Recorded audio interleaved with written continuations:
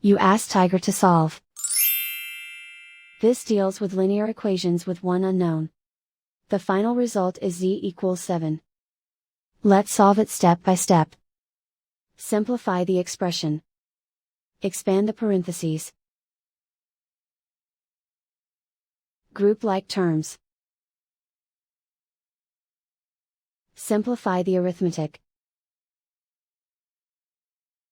Group all z terms on the left side of the equation. Subtract 8z from both sides.